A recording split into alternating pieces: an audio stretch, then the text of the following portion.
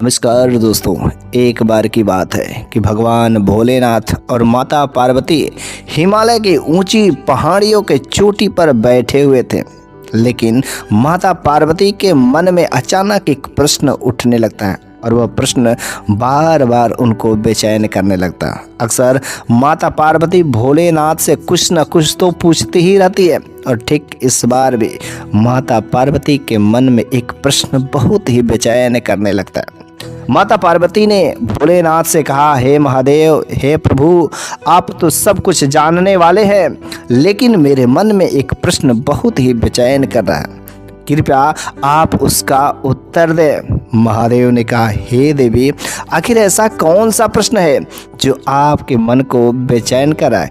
कृपया बताइए, मैं उसका उत्तर अवश्य ही दूंगा। तो माता पार्वती ने कहा, हे महादेव, मेरे ऐसे कई सारे भक्त हैं जो धरती लोक पर विद्यमान हैं, लेकिन उनकी स्थिति मुझे देखी नहीं जाती। वे अत्यंत ही दुखदाई, अत्यंत ही कष्ट में रहते हैं।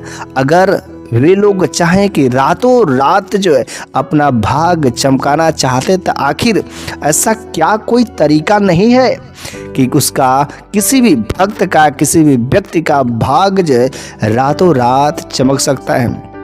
भगवान भोलेनाथ महादेव ने कहा, क्यों देवी, इसके भी रास्ते हैं। दुनिया में ऐसी कोई समस्या नहीं है जिसका समाधान नहीं है। अगर कोई भक्त रातों रात चाहता है कि उसका भाग जो चमक जाए, तो इसके लिए भी कई सारे उपाय हैं। तो ध्यान से सुनिए। अगर कोई भी व्यक्ति रातों रात चाहता है कि उसका भाग चमक जाए, तो उसके लिए कुछ खास 10 उपाय के बारे में मैं बताऊंगा।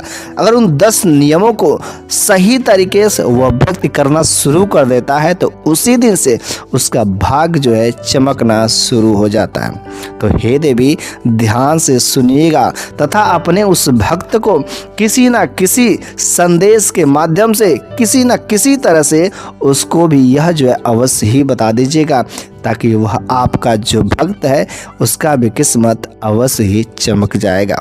तो चलिए, आखिर महादेव ने ऐसे कौन से 10 तरीके बताए जिनका उपाय करने से किसी भी व्यक्ति का भाग जो है 7वें आसमान पर चला जाता है। पहला नंबर का महादेव ने कहा, अगर कोई व्यक्ति गाय को प्रतिदिन गुड़ खिलाना शुरू कर देता है, तो गांव में चूंकि कई कोटि देवी देवताओं का वास होता है, जिसकी वजह से गौ माता प्रसन्न होती है, साथ ही साथ देवी देवताओं का भी आशीर्वाद मिलता है और उसके साथ कुछ भी अपघटित नहीं होता है। तो गौ को अगर कोई व्यक्ति, कोई जातक प्रतिदिन गुड़ खिलाना शुरू कर देता है, तो बहुत ही पुण्य के फलदार हकदायी होता है। लेकिन अगर रोज रोज नहीं कर पाता है, तो खास तरीके से सोमवार, शुक्रवार, बृहस्पतिवार, इन दिनों खास जो दिन है, इन दिनों जो अवश्य खिलाए। अगर इस दिन को भी नहीं खिला पाता है, तो जो खास त्यौहार पड़ते हैं उस दिन तो अवश्य ही खिला देना चाहिए। दूसरा नंबर का महादेव ने उपाय बताया कि सुबह उठते उठते अगर कोई भी व्यक्ति अपने हथेलियों को देखता है, तो अपने हथेलियों का दर्शन करना बहुत ही शुभ होता है। ऐसा माना जाता है कि हथेलियों में माता लक्ष्मी का वास होता है। अगर सुबह सुबह आप अपने हथेलियों का दर्शन करते हैं, अर्थात माता लक्ष्मी का दर्शन कर लेते हैं।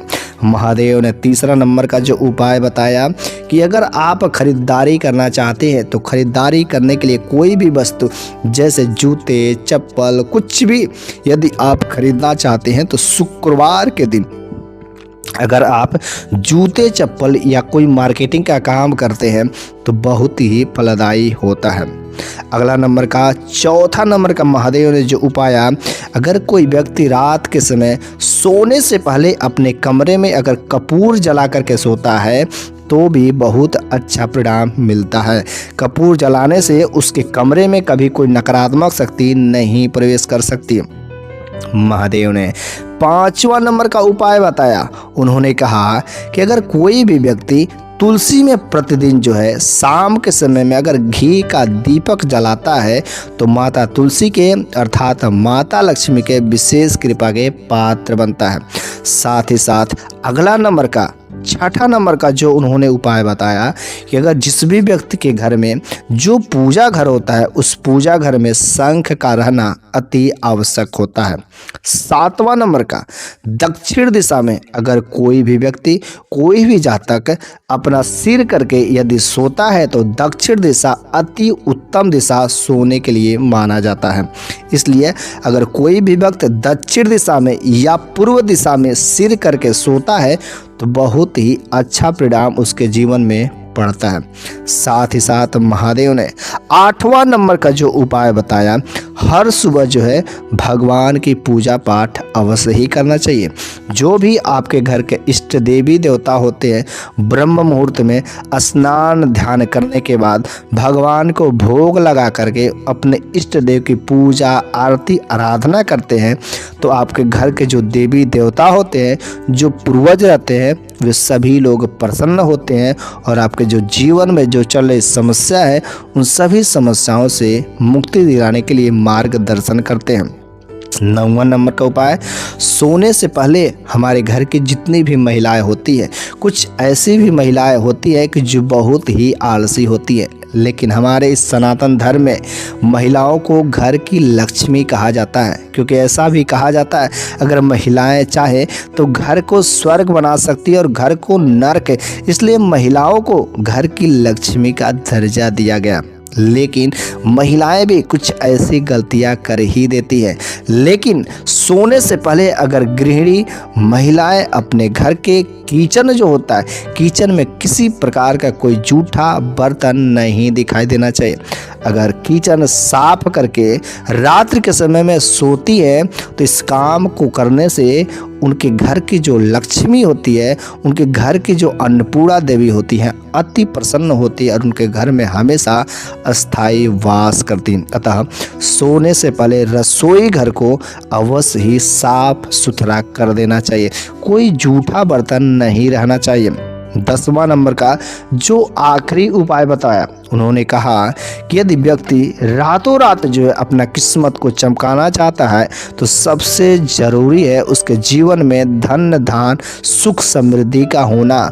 और धन धान सुख समृद्धि की जो देवी है माता लक्ष्मी, और सबसे ज़रूरी है माता लक्ष्मी को प्रसन्न करना, साथ ही साथ भगवान विष्णु को भी प्रसन्न करना। अगर कोई व्यक्ति माता लक्ष्मी को प्रसन्न करने के लिए उनको अनानास का भोग लगाता है, मीठे फल का भोग लगाता है तो माता लक्ष्मी की विशेष कृपा के पात्र बनता है।